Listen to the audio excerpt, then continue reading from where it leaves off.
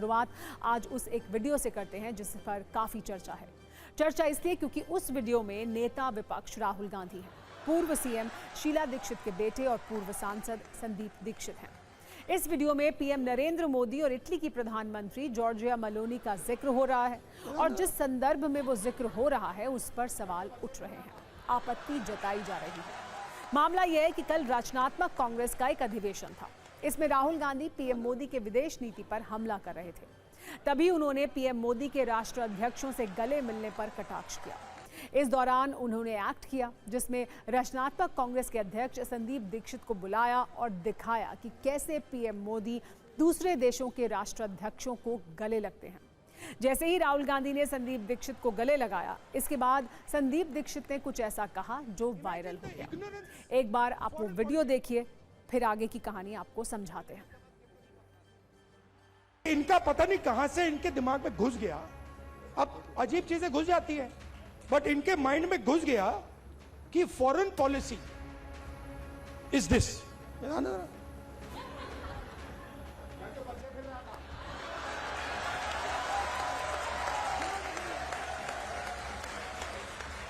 अब पता नहीं किसने डाला, कहां से घुसा कि भाई फॉरेन पॉलिसी का मतलब imagine the ignorance foreign policy. एक चीज पूछ सकता हूं? हाँ, मेलनी समझ के तो नहीं पकड़ा था?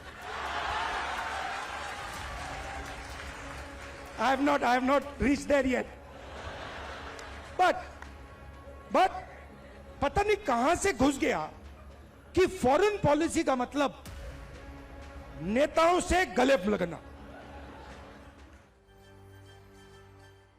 राहुल गांधी का कटाक्ष पीएम मोदी की विदेश नीति और गले लगाने वाले अंदाज पर था। राहुल ने इस बात पर जोर दिया कि भारत को इस तरह की विदेश नीति से कुछ फायदा नहीं होता।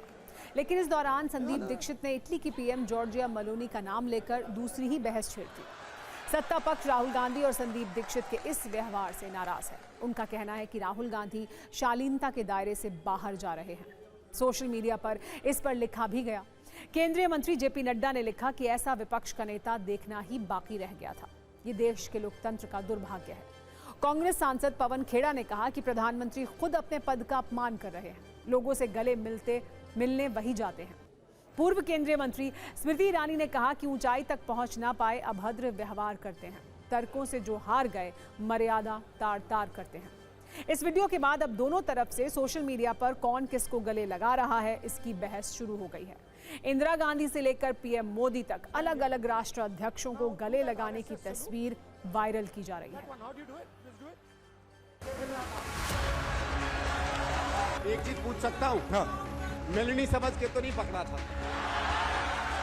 ये प्रधानमंत्री चुने हुए प्रधानमंत्री है और जैसे राहुल गांधी और उनके फैमिली है, कोई हायरार्की में नहीं आए, फैमिली के कारण नहीं आया है, वंशवाद के कारण नहीं आया है।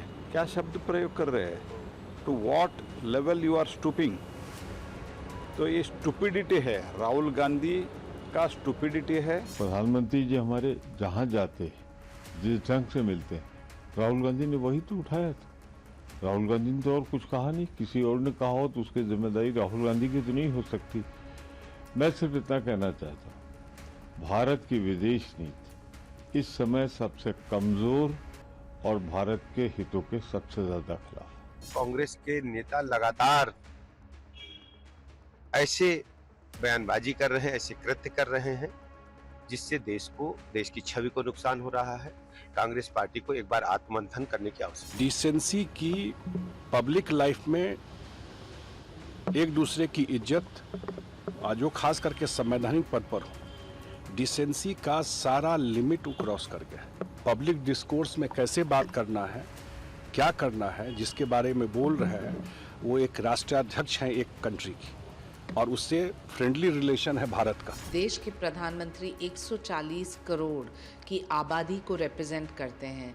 विश्व भर में हग्स और टॉफीज की चर्चा नहीं होती है। भारत के सम्मान और ग्लोबल स्टेज में G7 लीडर्स आ रहे हैं, भारत में इन्वेस्ट कर रहे हैं। राहुल गांधी से कोई उम्मीद नहीं कर सकते हैं, वो तो एक जिद्दी छोटे बालक हैं। हर व्यक्ति को जाके वो गले लगाते हैं और उसके बाद वही देश हमारे ऊपर 500% का टैरिफ लगाता है। अगर इसको विदेश नीति कहते हैं तो आप बताइए, आज जितने भी पड़ोसी मुल्क हैं हमारे, चाहे पाकिस्तान हो, चाहे अफगानिस्तान हो, चाहे बांग्लादेश हो, चाहे नेपाल हो, चाहे श्रीलंका हो, चाहे म्यांमार हो, किसी से भी हमारे मधुर संबंध नहीं रह गए हैं।